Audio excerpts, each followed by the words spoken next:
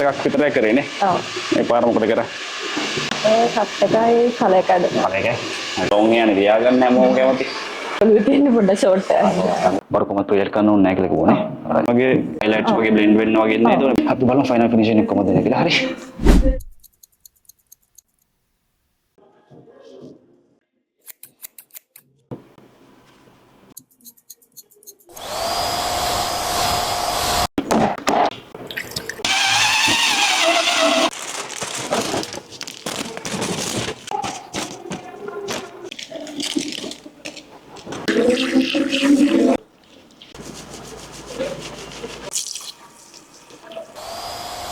Alright.